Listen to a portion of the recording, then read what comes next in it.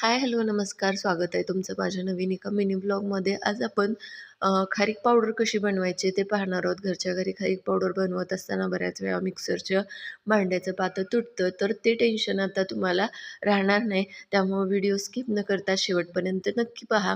तर खारीक घेतलेली अर्धा किलो खारीक आहे आणि त्याच्यावरची जी देठाकडची बाजू असते तर ती आपल्याला काढून घ्यायची. म्हणजेच काय तर खारका फोडून त्याची देठाकडची बाजू जी आहे तर ती बाजूला काढायची आणि त्याचबरोबर त्याच्या ज्या बिया आहेत तर त्या बाजूला काढून घ्यायचीत. खारीक सगळी अशी व्यवस्थित आपल्याला फोडून घ्यायची आहे.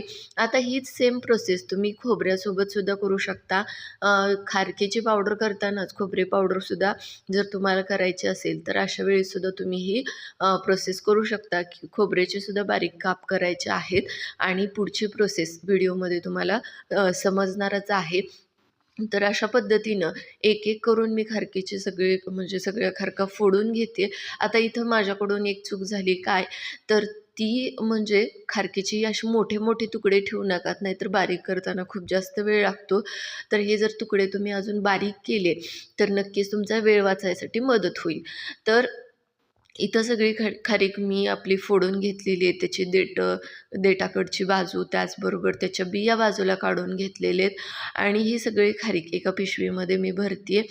पूर्ण सगळी खारीक ह्याच्यामध्ये भरून घ्यायची. प्लास्टिकचीच पिशवी घ्यायची.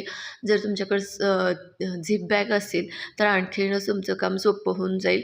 तर या पद्धतीनं सगळी खारीक मी यामध्ये घालून घेते. तसंच खोबरंसुद्धा जर तुम्हाला बारीक करायचं असेल तर असंच खोबऱ्याचे कापसुद्धा आपल्याला काय करायचे तसेच प्लॅस्टिकच्या पिशवीमध्ये भरून घ्यायचे आहेत आणि त्याची गाठ बांधायची आहे आणि ही गाठ बांधून म्हणजे पिशवी व्यवस्थित अशी पॅक करायची, त्याला गाठ बांधायची आणि ही पिशवी आपल्याला ठेवायची आहे फ्रीजरमध्ये. फ्रीजमध्ये नव्हे तर फ्रीजच्या फ्रीजरमध्ये आपल्याला काय करायचं आहे, 7 ते 8 तासासाठी ही प्लास्टिकची पिशवी ठेवून द्यायची आहे आणि 7-8 तासानंतर चेक करूयात आपण.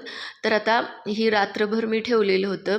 आता काढून बघूयात तर खारीक आपली इथं बघा थोडेसे थंडीचे दिवस असल्यामुळं जरा जास्तच हे झालेलं आहे. म्हणजे बारीक असे बर्फाचे कण झाल्यासारखे झालेत.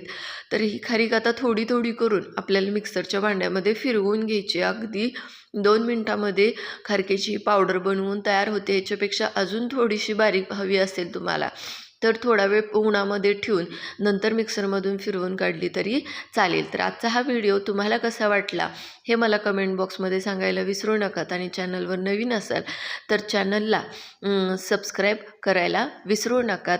नंतर भेटूयात नवीन व्हिडिओ